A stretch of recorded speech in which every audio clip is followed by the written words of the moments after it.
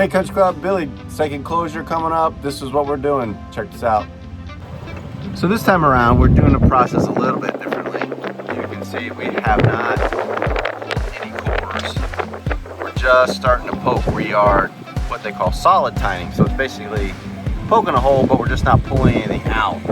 The big difference this time around is we are sanding everything first and then coming back in with aerifiers and poking. So we will sand, aerify, and then we're gonna put our nutrients out, and then we're gonna drag it all back in at the same time. Yep. Target's done out there. So no verticutting on the greens this time, and we're basically gonna do the same process where we sand the greens first, and then we're gonna poke them with a real small solid tine. Not really pulling anything out, just kind of open it up a little bit so that we can work in just a little bit of sand and some of our nutrient compounds to balance the soil state. But taking it really easy on the greens. Yes, they like it during the summer better than they do during the winter, but it has been so oppressive with the unrelenting rain and the unbelievable temperatures that I do not want to get in and get a little too aggressive on the greens and have them get set back. So nice and easy all the way around. We are also doing some clubhouse landscaping, trying to get everything tuned up. Some of these big traveler's palms that we have in these upper beds are just getting too big, so we're having those replaced. Gonna work on that lower bed there, just below the handicap ramp, get that all tuned up, and then I got the guys working on these beds across the front too. So these traveler's palms do a good job of taking up a lot of that wall space, but then eventually they start looking like that, too big, so we just trade them out. So this is my man Jose. He's been with me about 16 years. Heading out with the sand spreader. There's about 15 truckloads of sand there now. And I have another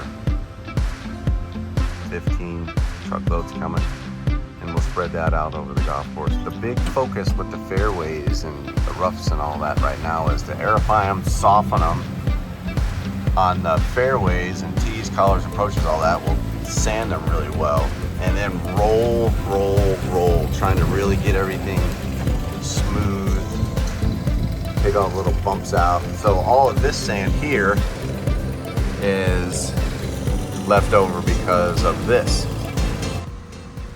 I had to take all of the sand out of our soil bins here at my shop because we were rebuilding the soil bins.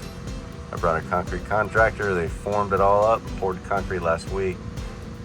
So these forms ought to stay on for about a week while that concrete cures, and then we will unload all of the sand out of the parking lot next week, bring it back here.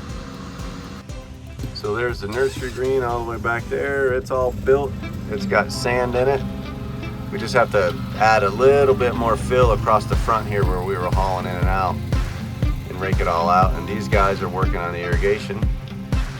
So that'll be today and tomorrow kind of a thing. And then towards the end of the week, I've got grass coming.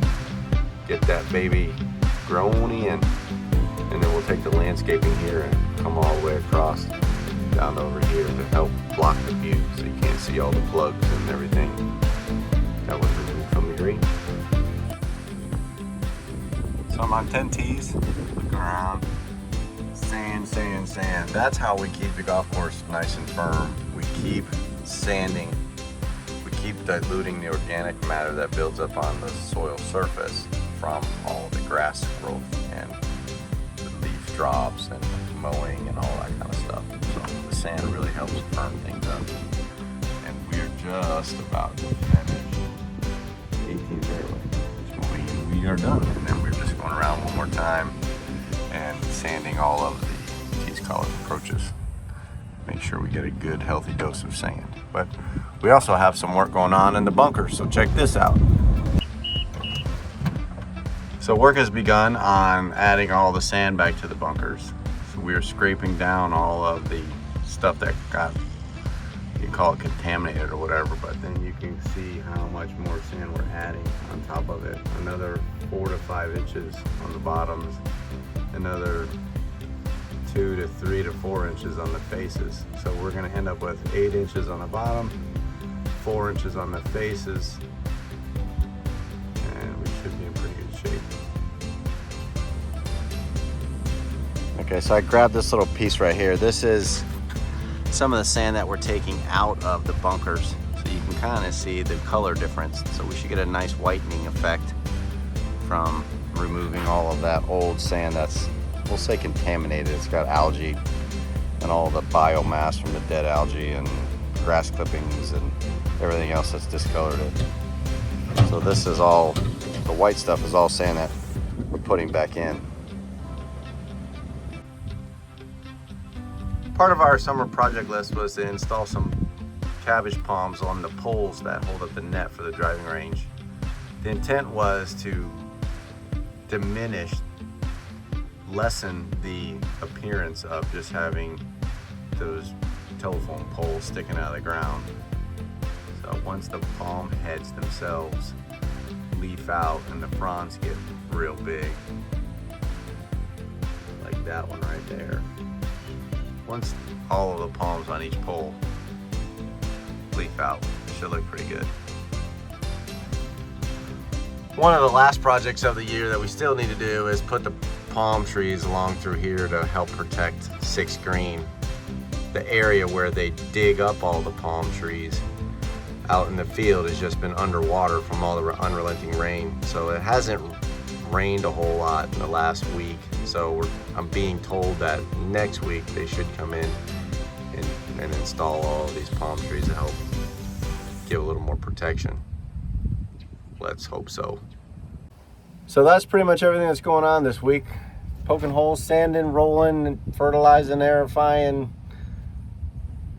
palm tree planting, nursery green building, nothing but the good stuff. See you, everybody. Take care.